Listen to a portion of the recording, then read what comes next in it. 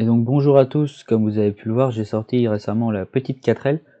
Et sur cette 4L, comme vous avez pu le voir, il y a des options de différents logos, et surtout le logo team. Et donc je vais vous montrer aujourd'hui comment changer le logo team, parce qu'à l'heure actuelle c'est juste une texture avec marqué team dessus. Et donc comme ça vous pourrez mettre directement vous, votre logo de team. Voilà, voilà. Comme vous pouvez le voir, c'est juste marqué logo team. Alors je vais vous montrer tout de suite comment faire. Donc tout d'abord, ce qu'il va falloir faire, c'est avoir le logo de votre team. Donc soit en PNG, soit en texture. Moi personnellement, il est ici. Ce que je vais faire, c'est que je vais le copier et je vais aller le mettre dans ma 4L, donc qui est ici. Je vais le mettre dans texture et je vais le coller ici. Ensuite, vous aurez besoin de paint.net. Donc ce que je vais faire, c'est que je vais ouvrir ma texture ici de décale 4L diffuse. Donc ouvrir avec paint.net et je vais faire pareil avec mon logo. Ouvrir avec paint.net.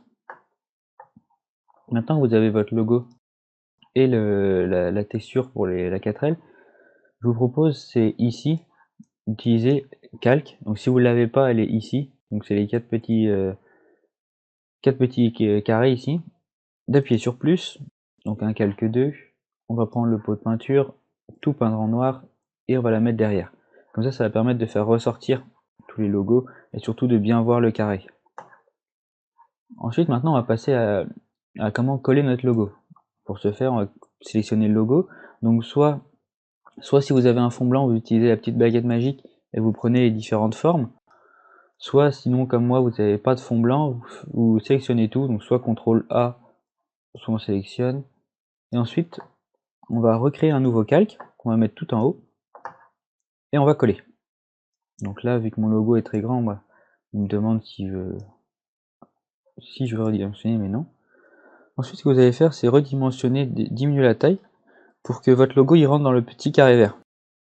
Donc moi, je vais diminuer comme ça, je vais mettre bien en haut, mettre à peu près au milieu comme ça. Ensuite, une fois que c'est fait, que votre logo est placé, vous allez cliquer sur le calque 2, donc le fond, on le supprime. Ensuite, sur la couche avec les différents logos, on va prendre la gomme, hop, on va l'agrandir, on va mettre 25, et on va supprimer logo team. Faites bien attention à laisser le carré vert, par la suite ça vous servira pour remettre un logo.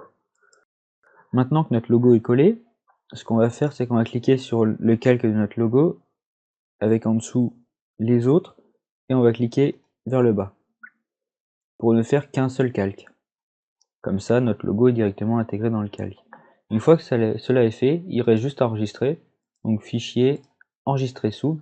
Attention, même si vous savez déjà où est le dossier, on fait enregistrer sous. Qui a demandé de le remplacer. Et c'est là que ça va être important. Ici, il ne faudra pas mettre DXT1. Donc normalement, vous l'aurez directement DXT1. Mais bien choisir BC3 linéaire DXT5. Ça va permettre de faire de la transparence et donc que tous les autres logos n'aient pas un carré noir autour. Ensuite, le mieux, c'est de mettre générer les mipmaps. C'est une fonction qui permet d'améliorer un peu la texture.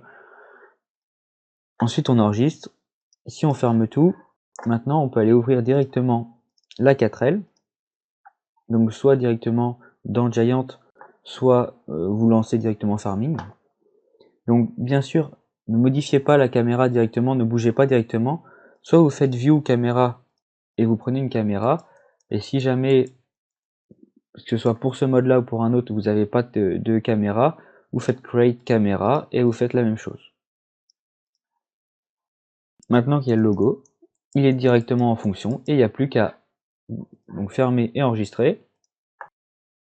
Cliquez sur sélectionner tout, donc CTRL A, ajouter à l'archive, on sélectionne bien zip et à la mettre dans vos modes.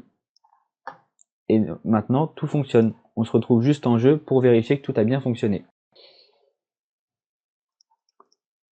Hop. Donc on lance avec tous les modes quand même, ça va pas mettre trop longtemps à charger.